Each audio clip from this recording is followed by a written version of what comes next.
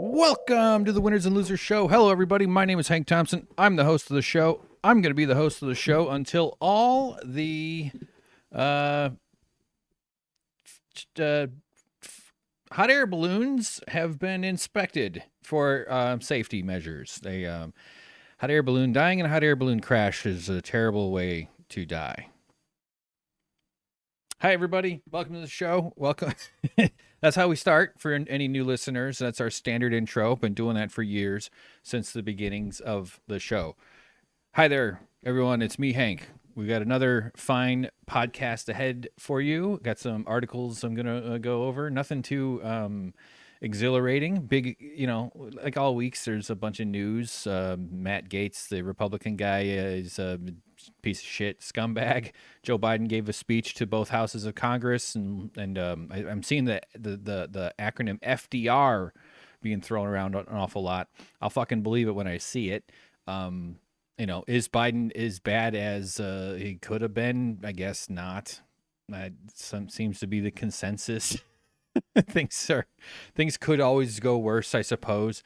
Nothing in America helps this fucked up system that we have better than the extremely low expectations we have for the people in charge, and that seems to be true everywhere. So anyway, it's gonna be another. I'm keeping these at about an hour. Had another busy week doing stuff on Twitch, doing some video game stuff. When putting up videos on Suck Professor for all that. If you're into it, it's a Viking game that I've been playing lately. And just doing kind of a podcast while playing. I'll get into the game, and then I'll just have some freaking nutty idea, and I'll talk about that for 45 minutes on the. No, not quite that long, but also have been up to woodworking. That's what you don't do woodworking. You get up to it. I've been upping to woodworking quite a bit. Little distracted this week by some stuff, but I did some streams. I finally got my boxes. We got boxes to shit. Oh fuck. We got boxes to ship. So these are I'm gonna be posting crap on Etsy. Check this out. Look, they're 6 inches wide. Put a candle holder in there. Spit in it. Close the box. Put your name on there, and it can write you, and I'll send that off. That'll come flying at you. It'll show up in your house, at your house or somewhere, and you will be able to carry some light. Let's turn these ones on. Actually, I got a couple candle holders behind me. These plastic cheapy ass ones have died on me, so those are dead. But yeah, it's real close. Every day that goes by where I'm like, I gotta put it on Etsy. I just haven't, and I got it now. I got to do a whole bunch of photos. So I got to take good pictures. So I'm gonna be doing that. So here's a fresh plastic piece of junk. These 2 old ones, I'll take these down to the beach later tonight, and I'll stuff them into a whale's blowhole where they belong, because that's where plastic goes. Yeah, man, this is good. We got a lot coming. Got a lot coming. I got all kinds of candle holders to ship. Check that out. That one's got a hole in it. Check that out. That one's got a hole in it. Box holds 2 of those. Here's one. This one's got 2 holes in it. Look at that fucking thing. Isn't that beautiful? This was part of a desk that I took off the street. That goes right in there. Check this one out. This one's a big long one. Doesn't fit. I don't have a box big enough for it. So you'll have to buy some or others. So there you go. QVC portion of the show is done. Things are busy. You might notice I have a change. I'm slowly becoming someone different. I'm getting a little tiny bit of color on my face and my arms above my wrists. That is to say, my hands. Somebody talked me into exercising in a humiliating and shameful way.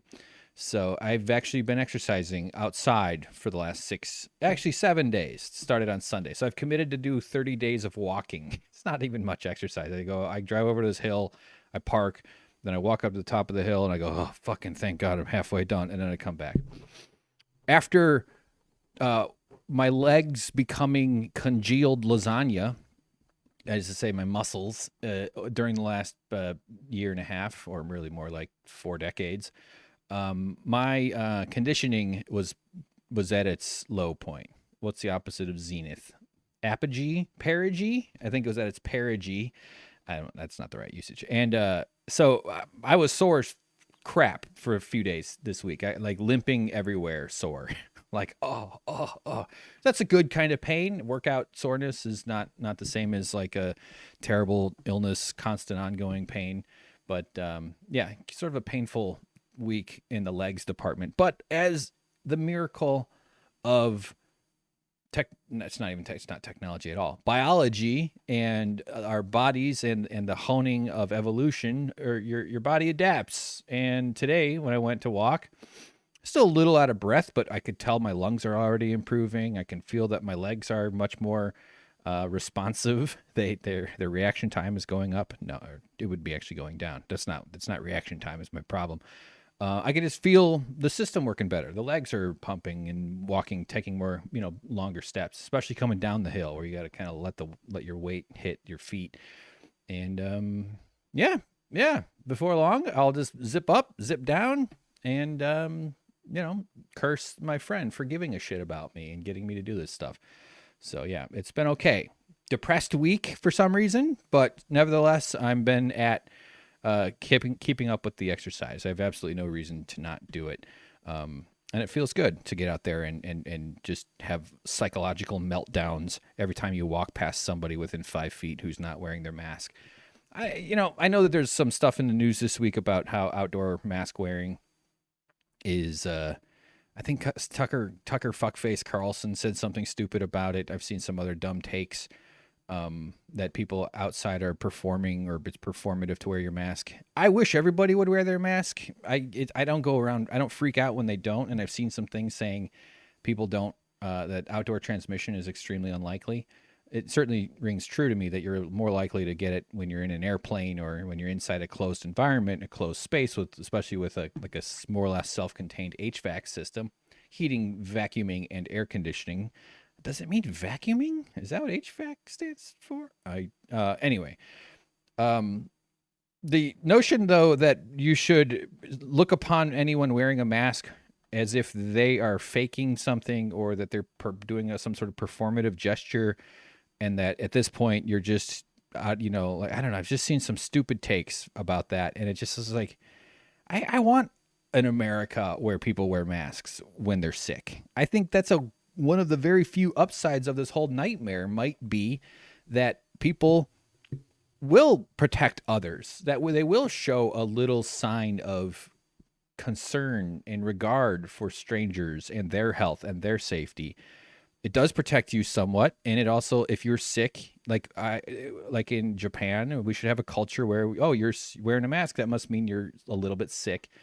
And of course, here in America, you go to work sick because our paid sick leave laws are terrible, or you're afraid to ask for PTO, or you're shamed out of fully being away, or you don't have healthcare and you just can't have to go into sick, because a lot of industries, particularly like the food service and the restaurant worker industry, doesn't have great healthcare coverage for people. So there's a hell of a lot of people coughing and being sick all over the place. So it's such a mild act. It's such a simple way to express kindness and respect.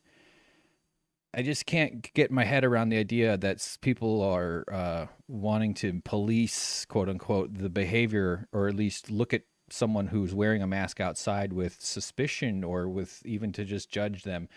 Everybody has a different set of information. That's one of the reasons things are so fractured in our culture, in our world, is people all get their news and their knowledge from wildly disparate sources.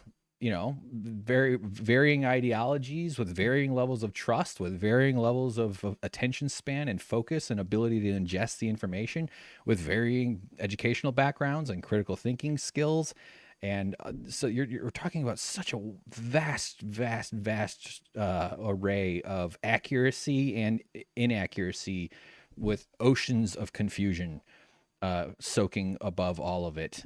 So people have different risk assessments and risk tolerances about what's safe and unsafe. There's a few spots on my little hike that are narrow. There's one little cut over there. It's kind of between two parts of this hill. And there's some bushes that are tight. So you can't walk past. It's like, even without masks, you wouldn't want to get close. It's like too close for two people. So you have to stand aside. And I don't know. Why am I telling? There's nothing there. There was one guy that just walked by, didn't even say thanks for me. Just, I don't know. That was annoying. But also, who cares? I don't need to. Hey, thanks for, you should have said thanks to me. Whatever. It's fine. Yeah, so wear your masks even when this shit's done. I could go total Sub-Zero, or who's the other Mortal Kombat? Who's Sub-Zero's brother? Scorpion or some shit like that. I could do that for the rest of my life. I'm joking. I don't really want to do that, but I think it's a little early to start pointing out people who are wearing masks and suggesting that they're up to no good or that they're stupid or foolish. I want people to put on a piece of, who gives a shit? Wear masks when you're sick from now on. That's what we should do. Speaking of that, let me see. Anything else I was going to ramble about my own dumb bullshit? Yeah, as I'm always mentioning, Bum Rush Industries is going to be on Etsy real soon. I'm working on the webpage for it, for the shop, to link to it. And I'm actually really looking forward to not having to use Etsy, even though I haven't used it yet once. But I just feel like there's just it's better to just have it on your own. If you already have people that are going to buy from you, which I think I might have upwards of 2, perhaps. We'll see. Going to be big sales. Going to be a big sales month over here at Shitstool Industries. So speaking of the paid leave, let's get to our first article. This is from The Guardian. 2 weeks paid sick leave at Walmart could have prevented 7,500 COVID cases, report finds. Subheading, largest U.S. employer could have saved 133 lives with policy as workers fear calling in sick could lead to firing. So we have a culture where you call in sick, you get in trouble. You build up a bad reputation, and then suddenly you become a problem. You become slightly less profitable and a little bit more complicated for a manager to have to schedule if they just had other people or excess capacity, and then you get fired. So you can just go be unemployed, and you could starve to death if you're not profitable for one of the wealthiest families in the world, in the history of humanity. More than 7,500 COVID-19 infections and 133 deaths could have been prevented if Walmart offered employees 2 weeks of paid sick leave, according to a report released on Wednesday. The public health not-for-profit Human Impact Partners calculated the impact that better paid sick leave could have had for employees of Walmart, the largest employer in the U.S., using findings from the University of Wisconsin that universal sick leave could lead to a nearly 6% reduction in coronavirus infections and deaths for workers in Wisconsin. Researchers used the U.S. national COVID-19 case rate to determine that at least 125,000 Walmart employees, of which the company says there are nearly 1.6 million in the U.S., contracted COVID-19 between February 2020 and February 2021. The company has not publicly released data detailing how many employees have had the virus. We'll just keep going. Cynthia Murray, an employee of a Walmart in Laurel, Maryland, and a leader with United for Respect, a worker advocacy group, said that the company's sick leave system was confusing and had left workers worried that calling in sick would lead to losing their job. So not only in America, when you get sick, you have to deal with being ill. That's hard. You have to worry about paying for it. That's also extremely stressful. You don't know what bills you might face. If your insurance, if you're lucky enough to have it, will cover it. If your insurance prices might go up later, you don't know what surprise bills you're going to get. You don't know if the doctors you're going to using are within the network or not within the network, or you have all this bureaucratic bullshit that you have to carry. It's like loading extra software in your brain that makes it worse, that makes it harder for your body to heal and for you to become whole again so you can get back to helping your boss buy the next Lexus. That's the whole, there's a capitalist case to be made for why we should all have better universal health care and access to sick. But on top of that, you also have to be afraid of asking for time off. Hey, I'm a little sick. I don't want to get other people sick, which would impact profit. Can I not come into work for a few days until can I come back when I'm better? No. Yeah, okay. How bad is it? Well, you're going to need to go see a doctor. Go get it. If you don't have a doctor's note, you're going to get in trouble, or whatever. There's so many hoops you have to jump through instead of just being allowed to take time off to heal. Here's how it works at Walmart. Walmart has a point attendance system that docks employees with points for things like showing up late to or missing a scheduled shift, Murray said. An employee will be fired if they get 5 points during a 6-month period. In lieu of time off dedicated to illness, the Superstore chain offers protected PTO, paid time off, hours that can be used to take time off without accruing any points against their attendance. Employees can accrue up to 48 hours, about 6 days of work, of protected PTO each year, earning an hour for every 30 hours worked, according to Walmart policy.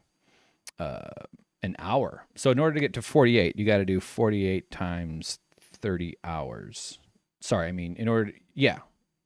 No, yes, 30 hours. This is great. 1 hour per 30 hours. So it's 3 times 40. 3 times 50 is 1,500 minus 60 would be times 4. Okay, that would be 1440. 1,440 hours gets you those 48 hours of PTO. Here's a quote from someone. It makes it really hard. So you have a lot of workers who come to work sick because they don't want to be fired, Murray said, adding that workers also don't really have any kind of money that they can take an unpaid day off. So yeah, then you don't get paid when you take a day off, even if you can get one. Women used to get fired for getting pregnant, and that's something that was made illegal. I think it still happens. I'm pretty sure it's not enforced uniformly. The culture's changed since those days, but it's definitely still baked into our system. And in this case, you can get fired for getting a cough, for getting a sick, or for refusing to bring your disease into their workplace where all their customers come inside. Like, the selfishness of it all is just crazy. A little extra redundancy in terms of like the roster of employees. Let people take time off. They should get paid when they're not working. If they're home sick, then they can come back feeling better. They can heal faster. And hell, what if they even had a day off where they didn't feel sick? Would that be such a fucking tragedy too? That they could do something on their own, like take a nap or paint that nursery that they never used? Tragedy. During the pandemic, more reading here. During the pandemic, Walmart instituted an emergency leave policy that allows employees to take 2 weeks of paid leave for mandated quarantines or if they test positive for COVID-19. Well, isn't that generous? Employees who request time off due to concerns over COVID-19 can take unpaid leave without attendance consequences, according to company policy. A Walmart spokesman disputed the report's findings. So yeah, there was a little bit more in here that I was gonna read. Here, just this article, this paragraph. While Human Impact Partners reports, I see. It's okay. Starting over. While Human Impact Partners report singled out the big box retailer, access to paid sick leave is an issue across the country with no federal paid sick leave policy. Rules vary according to state laws and individual employers. The lowest wage workers in the country are less likely to have paid sick leave than those with higher income, with about half of workers in the lowest wage quartile of private industry workers having paid sick leave compared with 92% in the highest wage quartile. So the people at the bottom pay the highest price, have the least amount of power, the least amount of control, the least amount of autonomy. And I would imagine that all translates to the most amount of stress. So they're even easier to manipulate into, unfair and exploitative work situations. Yeah, it sucks. It's just shit. Yeah. But that's Walmart. There you go. They're in every town and every, not every single town. A few cities have kept them out, but they've ruined towns and downtowns, and somehow we're all okay with just this ugly ex-urban kind of society where the same four businesses, there's always a Subway, a Starbucks, an Applebee's, a Walmart. Those are only four. There's literally no other. No, of course there's a few others, but why did I correct that as if that wasn't this also that they can sell us cheap shit that they would argue is because it's affordable, that means people can get by a little easier. We're doing the community a service by hoovering every single possible profit out of this company, using our immense buyer power to force suppliers to charge very little for their profit. I remember when I was in school. Here's an old-timey story from way back in the year of our Lord, 1999 or 2000 or somewhere around there. I was worried about the Y2K bug, so I'd been up. I hadn't slept in years. I'd been up all night programming my TI-83 to be safe. No, I don't know what the fuck am I trying to talk. Anyway, they gave an example of Walmart as a supplier, as a buyer. Again, this is old stuff. I don't know. This is something I remember. And that there was a case they used of a teddy bear company or something that wanted to be on Walmart's shelves. You can get a product on Walmart shelves. That's valuable space. You can probably sell stuff if you have that. So this teddy bear company or this whatever the deal was, and this is like illustrated as it was used to illustrate a standard arrangement, was that if they would provide X number of teddy bears, but if they didn't all sell, the company that made the teddy bears was also required to give Walmart all the profit that they would have made had they all sold. So no matter what, Walmart's in the green, or what's the word? Red, black, in the black. Walmart's in the black on that one. They're going to make money no matter what. They're going to get their profit either from the customers buying the teddy bears or from the company that makes it and sends it over there so they can sell it. That's crazy. That's so crazy. That's leverage. That's buying power. And that seems insane. I just remember hearing that and being like, wow, I am going to tell that story on a podcast that is probably boring. I live with so much fear that I'm just super boring. And it's probably true. It's probably somewhat true. But yeah, I totally interrupted my thought, my train of thought there. So good times, Walmart. Great time. So I guess just don't get sick. Don't get sick. Billionaires need you. The Walmart family, the Waltons in Benetton or Bettendorf, Iowa, or Benton, somewhere in Arkansas that starts with a B, they want more money. So if you work at Walmart and you have the temerity to contract a disease, die. Fuck you and die. Go starve to death, you piece of shit. Or show up and just get everybody around you sick and feel miserable and take longer to heal and longer to get better because stress compromises your immune system. But those people need money. The inheritors who were born billionaires, well, I don't know how old they all are. Maybe maybe Grandpa Walmart was not quite yet a billionaire or something. Who knows? But these people were never, ever, ever, ever, ever without the more money than they'll ever be able to spend their entire lives. And they want a little bit more. And they got to make that little magic line go up on their stock price. You know, if you cut someone's wage, the stock price will go up because you just save the company a little bit of money. So that's pretty sweet. Yeah. All right. Well done. Speaking of global supply chains, you guys remember the ship? We're not going to talk about the ship that stuck, that jammed up the Suez Canal. This happened like a month or two ago. It was a big story. I didn't quite catch up on it because I was off Twitter trying to make candle holders for friends and lovers and enemies. As you recall, the Ever Given, that's kind of a fun name, the Ever Given. The Ever Given, a 1,300-foot Japanese-owned container ship en route from China to Europe that became stuck. That became stuck the Suez Canal for days. I think they just fucked that. What? That became stuck the Suez Canal. Yeah, they just didn't put in the Suez. Okay. It's amazing how one word missing throws you off. Was freed on Monday after around-the-clock scramble to unblock the shipping thoroughfare. So this boat was in the news. It was a big deal. It was funny. It backed up all these other ships. They couldn't cross over it. And the obvious answer is a ship cannon. Like a little water, like they shoot water balloons, just shoot it over. Just launch it up and over this other ship, Mario Kart style. Come on. These people, they should listen to me, okay? I studied this in college. Literally. I majored in industrial distribution management.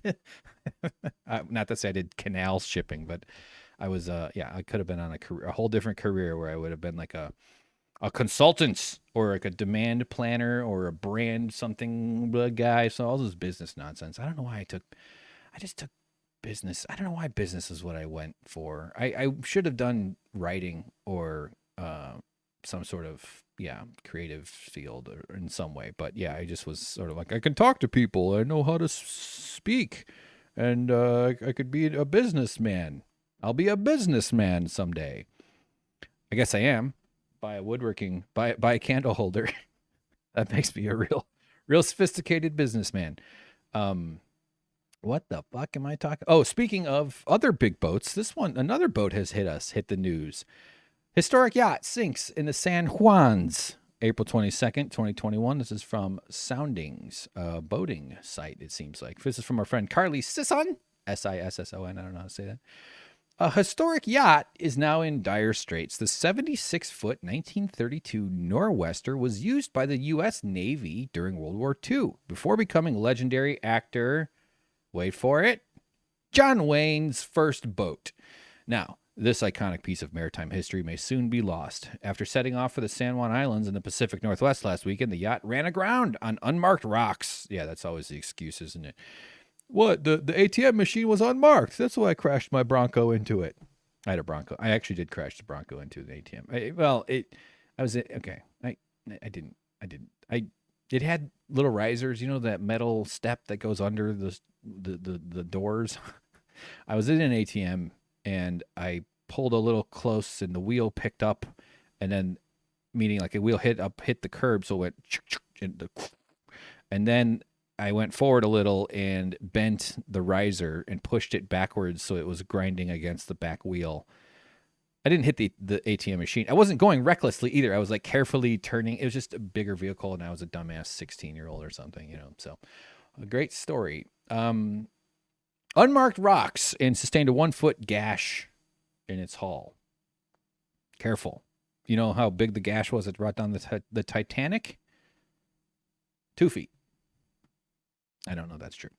Its 8 passengers were rescued safely, but the Nor'Wester remains partially submerged near the Prevost Harbor, where it is suffering increasing damage from the wind and water and very curious local crabs who are picking away at its old fabrics that line the walls. If this were any other boat, it would likely be heading for the scrapyard, but its owners are not ready to lose this historic vessel just yet. They have been renting it out as a private charter to raise funds for the John Wayne Cancer Foundation. Well, that's nice. And they had planned on raising $100,000 for the foundation in the first year alone, amounting to more than 10% of the foundation's current annual contributions, with the goal of increasing the number of charters in the following years. Now the owners are trying to raise money. That's the whole article. Huh? Okay. Wow. Here's a little bit of the boat. I found a YouTube video that sort of has pictures, so we're just going to click around. This is from Nautical Pappy STU. Just a funny poster here of John Wayne. I'm sure he was a real tough boat guy. I don't know anything about the guy. I'm pretty sure he was a fake cowboy, from what I understand.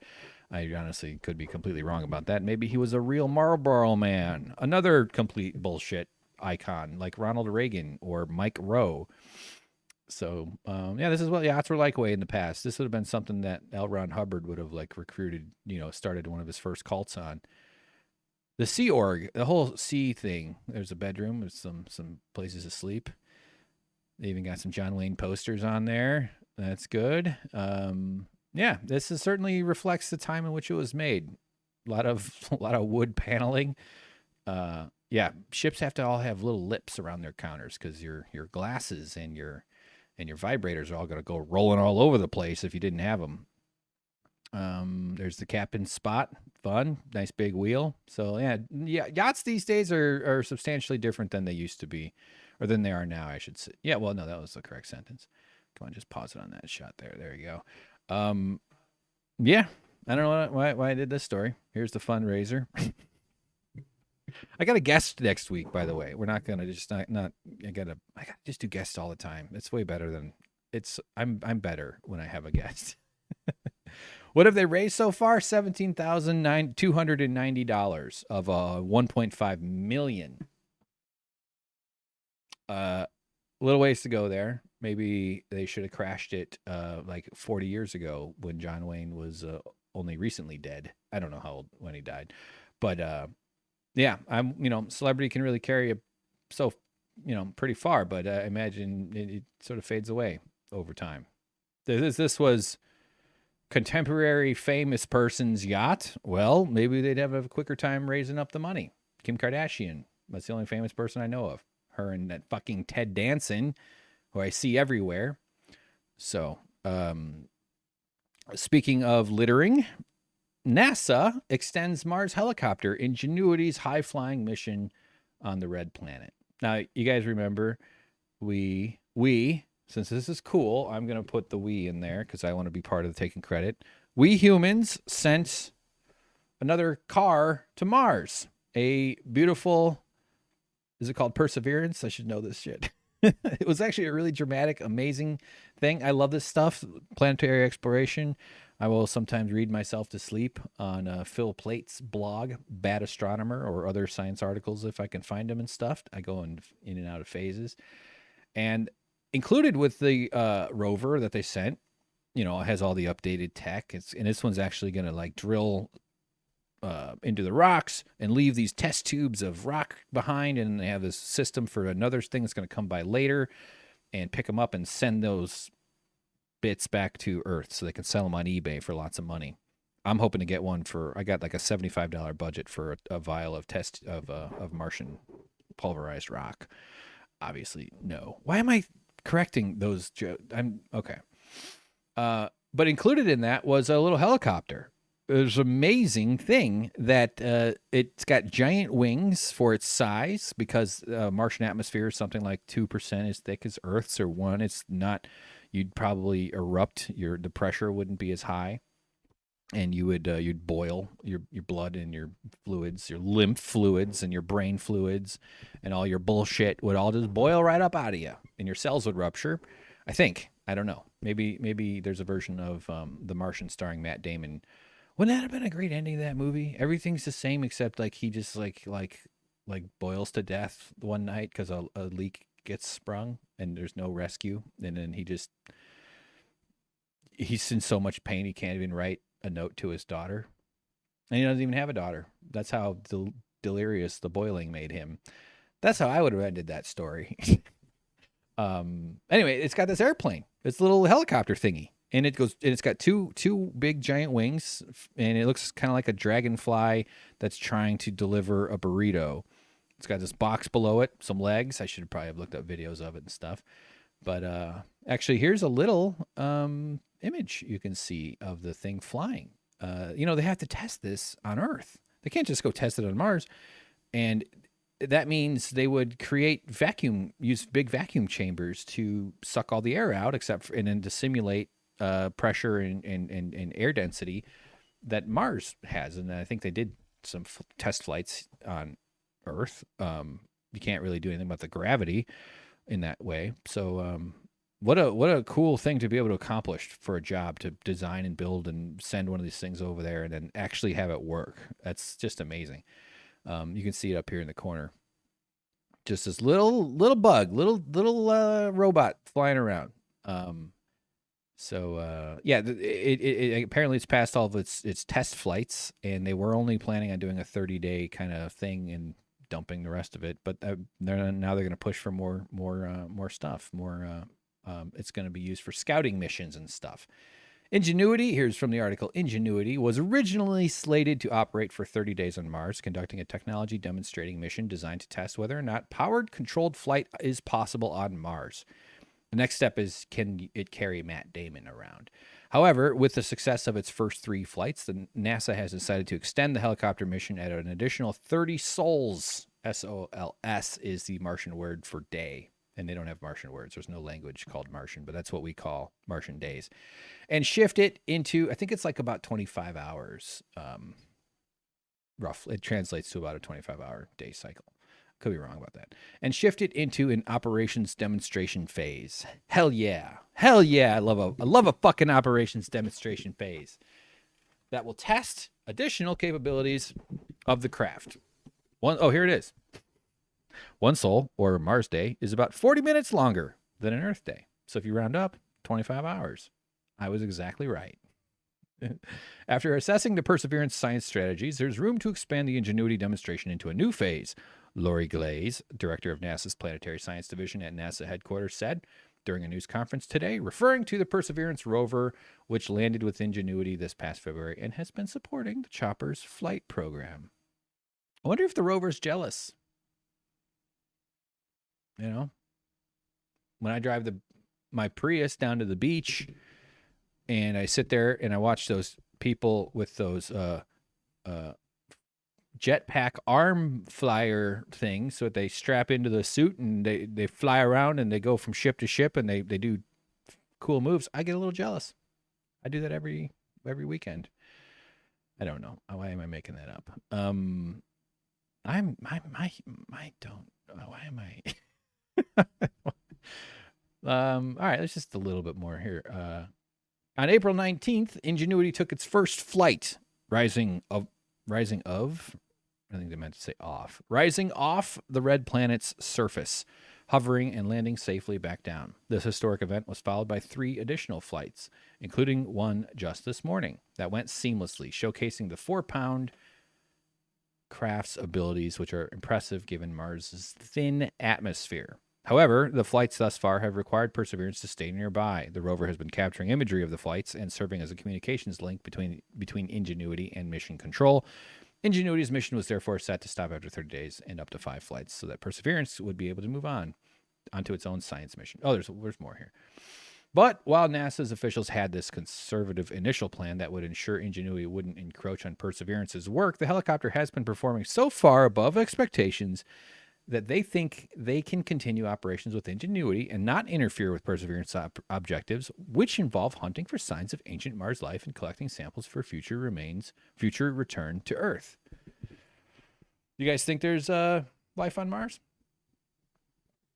Microbes? It's not going to be. It's going to be. They're going to find like a gas fossil that indicates the presence of microbes billions of years ago. There's no like, oh, look at this rock. This is actually aliens made it. It's not going to be like biology, like what we all hope for.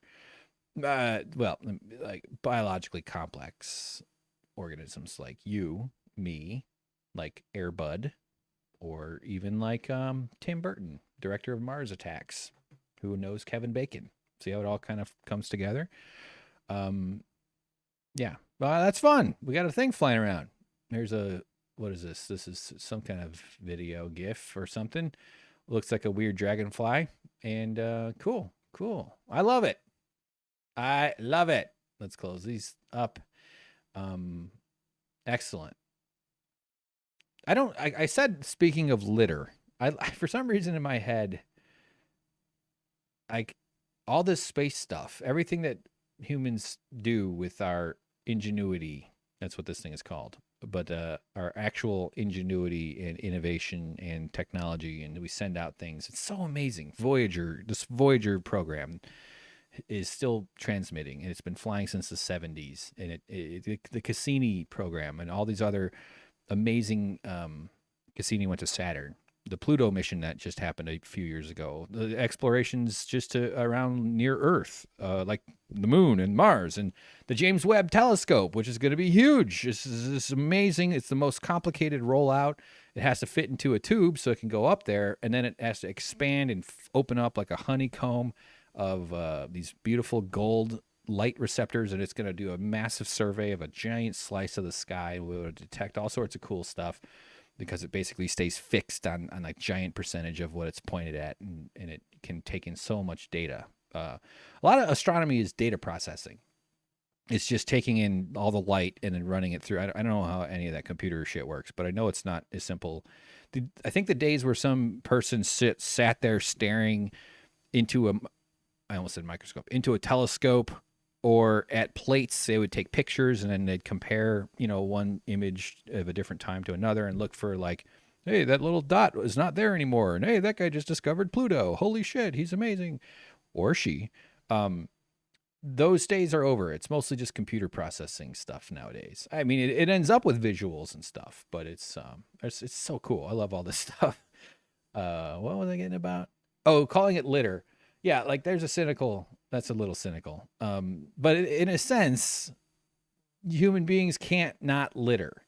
Everywhere where we go, there's just no leave no trace. No, there is no leave no. What am I trying to say?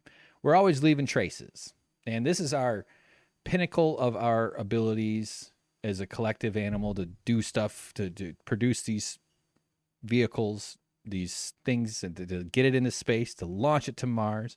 And by the way you think about orbit or traveling to planets in sci-fi shows, it just looks like you just point at the place and you just head for it. Obviously, it's more complicated in real life. There's launch windows where you can only reach it within certain parts because the orbits have to be close enough. And all it really does is we don't fly straight. Are the ships that go to Mars, they just expand their orbit until it intersects with Mars. And there's only a certain narrow window where that vessel can expand its orbit. And John Wayne's first Mars rover actually sank recently. So, okay, it's called a callback. But yeah, we litter. We just leave it. Cassini. Beautiful photos and amazing footage of Saturn and its moons, and is utterly anything beyond anything any religion has ever come up with, in my opinion. But the final act is to crash it into the atmosphere, and it probably just turned into mostly, you know, gas from burning. Just gets burnt into crisp, and then whatever bits made it through the re-entry, it probably faces unbelievable pressures and temperatures and stuff. So the whole thing is but you just, all right, well, we're done. Just drop it on the ground. Leave it there. And I'm not arguing you shouldn't. I don't know how you're supposed to explore space without leaving some remnants, I think it would be an undue burden to never, ever, ever leave a thing behind. But, as time goes on, there'll be more and more of these little RC cars littering Mars and unused helicopters. And these will be like relics for future explorers. If we get that far, we're not getting that far. At best, we're going to send Jeff Bezos' corpse and Elon Musk's corpse to Mars. My hope is that those two guys end up on the same boat and they just crash into, like, they're right about to land on Mars, and then Ceres, one of Mars's moons, comes by and just whacks them real good. Hi, it's me, Hank, from the future. I was editing this podcast when I realized I made a mistake. It's not Ceres. That is not, in fact, Mars's moon, or one of them. Ceres is a minor planet, the smallest recognized dwarf planet, the closest dwarf planet to the sun, and the largest object in the main asteroid belt that lies between the orbits of Mars and Jupiter. My mistake. Mars's moons are Phobos and Deimos. Just wanted to correct the record. Just hits them real hard. I read a good part of a series called the Red Planet series. I should know that. It's called Red Mars. The second book is called Blue Mars. The third is called Green Mars.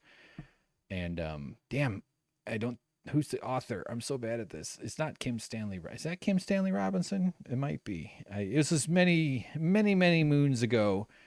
And is this even from that book? The thing I'm remembering? I don't know. There's a really cool scene where people gathered because they want to see Ceres come flying by one of the moons. And the way they describe it in the book, though, like, it's realistic. So it's like if you blink, you miss it. So it just suddenly it's there and suddenly it's gone because these things are traveling so quickly. And I think they're on a tether. Maybe that's what it is. They're traveling up on a tether, which takes days, which is a giant strand connecting the ground to something above the ground.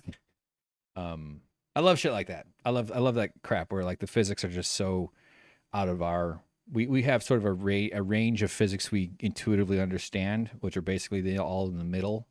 Falling out of a tree, we all kind of get. Throwing something, we all understand. Falling over, slippery fruit that is gone sour and now it's covered in goo. We all kind of understand viscosity. Why am I trying to explain what physics people understand? So I don't know why. This is how I'm doing my podcast for some reason. Speaking of litter, some good news in Belgium. Belgium melts down over 22,000 firearms into recycled steel. I love pictures of guns being destroyed. I love shit like this. When Australia did it after one of their mass shootings in the 90s, they saved a lot of lives getting these weapons. This is the kind of thing that some people probably see and they go, oh my God, oh, they're taking away freedom. Those guns, we need them to shoot the government. We got to have a gun because I'm insecure. It's one of the few sources of power in my life, and therefore I need a weapon that forces people to have fake respect for me under threat of violence. That's why I like my gun. So here's the article. It's very short. Belgian authorities this week destroyed more than 22,000 guns collected by police, melting them down into some 60 tons of recycled steel. It's a lot of steel. But you can make a lot of candle holders out of all that steel. About half of the firearms were collected from across the country, principally handed in by owners. Get out of the way. Some of whom had inherited but not wanted to keep them. Carina van Coutert, the governor of East Flanders province, said in a statement. The other half were outdated police weapons. So they were old police guns and weapons handed in by owners who just didn't want them anymore. I'm going to inherit a lot of guns myself. One will be the one I already own, which although I think technically my dad gave it to me for Christmas when I was 13 years old, which I suppose denotes ownership, but it's been in his possession. I mean, it's not like I've ever like carried it around and been like, "Hey, this is my gun." I wanted to make my dad happy. I wasn't anti-gun back then, and we did shooting and hunting. I would still go shoot guns. I actually still want to go hunt. I don't think that guns should be completely eliminated, but the way America embraces weapons and violence and looks to violence as a solution far sooner than it should ever be considered a plausible solution. I'm not a pacifist. I will hurt you if you come at me. I'm okay with inflicting some harm in certain unique scenarios, but guns in America elevate that scenario. Like the Second Amendment teaches, just by its very proximity to the First Amendment, that it is important that weapons are necessary for solving problems. And I don't want to live in a world where violence, the threat of violence, intimidation, all those are why guns are effective. They're very persuasive. A gun is extremely persuasive in terms of controlling behavior if one is pointed at you. That's why America's foreign policy is built around brandishing weapons all over the globe. The result is, this is quoting somebody, the result is impressive. 22,457 firearms have disappeared from our society, Van Cauter said. I don't know how to do a Belgian accent. It is obviously positive for the security of our citizens. See, shouldn't have done it. I'll just assume they sound like me. It is obviously positive for the security of our citizens that these weapons are no longer in use. It was the third time Belgian security forces cooperated with the steel giant ArcelorMittal to destroy firearms, transporting them to a plant in Ghent in a covert operation. So you got to sneak the guns around. That's Belgium. I imagine in America you'd have like a insurrection if something like this ever happened. Can you imagine the freak out on Fox News and right wing media and just the emotional verklempt that would occur if a pile of guns was destroyed? There are hundreds of millions of guns, and as I was saying, not that this is what I was planning on talking about, but I'll be one of these people who inherits guns, I suppose. I don't know who my dad is, which of his 3 sons he's picked out to get all of his weapons. Maybe he hasn't. I don't know. Will it be? I don't know. I'm not gonna bring it up. I should call him, Dad, which ones do I get? Do I get the good ones or the bad ones? Guns are fun to shoot. I used to go skeet shooting. I'd like to go skeet shooting. I was actually pretty good at it. I got great reflexes. I do. Look at that. See how quickly I move there? I have amazing reflexes and pretty good coordination. Actually, once I was this happened once, but I was recruited to play softball by a guy who was very desperate. He needed a warm body to show up for his softball game. I turn up. He doesn't think I'm athletic. I fucking hit a power home run. And then after I round the bases, he says to me, "Wow, Hank, you're surprisingly graceful." I was like, I know, I have it. I got the goods. You should see me walk. No, it was very flattering. I'm coordinated. I have reflexes and coordination. I could have been like a very bad, low-level college athlete. That's probably about the peak I would have had. Like a low end, like a Division III tennis or something. I got long arms. I got muscles. What else do you need? What the hell am I talking about? Getting guns, getting rid of guns. Yeah, anyway, I don't know. That's that. They're getting rid of the guns. It's good. Here's a video. I don't think this has any audio.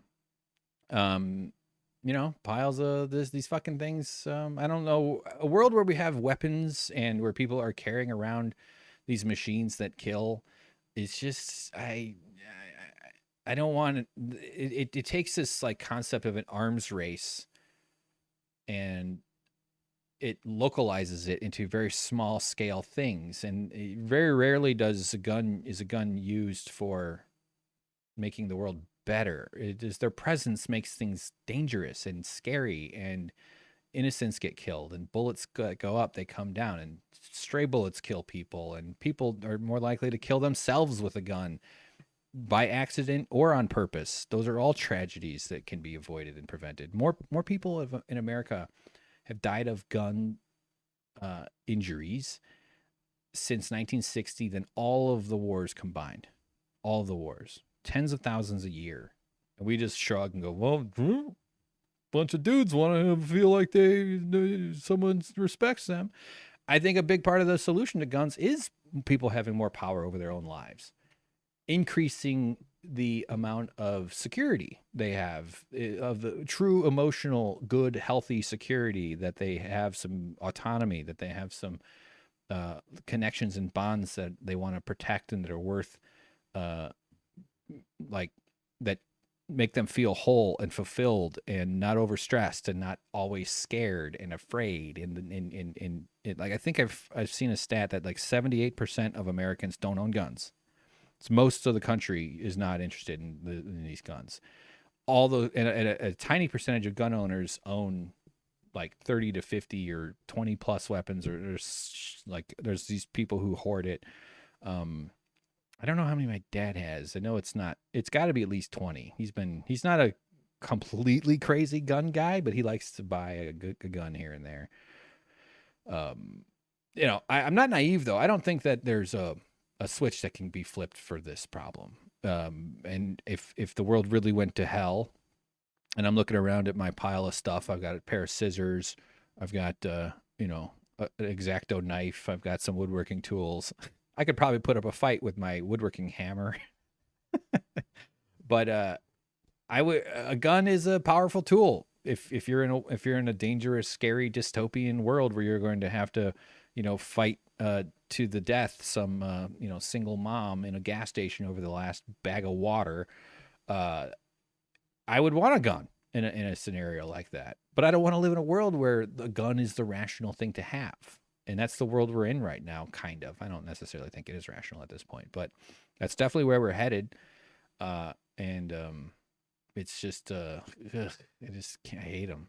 A society in a world with these things around is just more dangerous. It just makes things scarier, which increases the chances that someone's going to get hurt, which increases the chances that someone's going to go buy a gun because they're going to get scared, which increases the profits of the gun sellers and manufacturers. Because as with everything, it always comes down to, can a small group of people who are already rich become slightly more rich? And that's the answer is yes, you can. Pay the government. Pay them up. So, well, there you go. I think that's all I got for today. We're coming up on an hour. It's going to be under that. I didn't really have anything else to get on about. There's always crap I can ramble about. I do a lot of my rambling on the Valheim stream. So that tends to have different tenors of fun. Busy week ahead as far as Bum Rush Industries goes. I'm actually literally ready to ship, and I've been rearranging my furniture a little, getting rid of this TV that's in the way that I don't use, and setting up my dresser as a shipping department and boxing stuff up. So it's exciting. I've been talking about it, and I've been I've been doing it, but we're finally about to click into the countdown, and we're going to launch our litter out into the world. So I'd love it if you bought some of my litter. I'm making my own merch. If you feel like you're ready to support, please do with a candle holder purchase. Check the description for links. I'm updating the website soon. It's probably, if this is Saturday, I'm recording it on May 1st. It's unlikely that anything will be up until May 3rd-ish, but more than likely, most people who hear this it'll be all well past that time. So, in which case, I will have become the Time candle holder seller of the year. And I'm really excited to work on other projects. I want to kind of break through this little selling and shipping and customer service stuff, which takes up a lot of energy too. And then not just get rid of I'm still going to make some candle holders. We're going to adapt as we go, but I really want to make other things, other decorative items, things that can hang on the wall, and I like to find clever physics congruities or something. I'm not sure what I'm even saying. Like I was messing with angles. Just a couple of boards that I'd cut, and I was like, oh yeah, there's actually a way that those two go together. There's a cool angle. That this sort of experimental woodworking kind of thing. Not that it's innovative or anything. I'm very much an amateur and still learning. But I put put a lot of damn effort into sanding these fuckers. These knots take a ton. They gum up the sandpaper, and they really yeah. So this is I don't know if to charge for all this shit too. I'm competing against manufacturers who use slave labor in all over the world and who use factories and machines. So the prices for candle holders are kind of low. I mean, there's plenty of handmade ones on Etsy, but those mass-produced goods with super cheap labor are all over the place. So I still haven't decided what to charge for any of this. It just feels ridiculous to charge like $30 for like one thing like that, but it seems, I don't know. Well, don't buy it. Don't buy it then. And then I'll lower the price and then someone can buy it. But I mean, anyone listening is a hero and you're an essential listener. Okay. So your pay will be slightly increased for a month or two, and then we'll cut it because fuck you. No, that's what we do to essential workers. But our numbers are low right now. We're, I think if we had like a Joe Rogan sized audience, I bet he could sell 5 or 10 candle holders a week. No, why would that be the comparison? But yeah, over time, as audience grows and you get more people more interested, and they say, "Oh yeah, this guy's busting his ass, and I'm going to buy something from him." Final thing, I know I'm just rambling. In the video, one of the videos I made, I have to make a lot of more of those videos. That's something else that's been dogging me. I made a graphic of a glue bottle.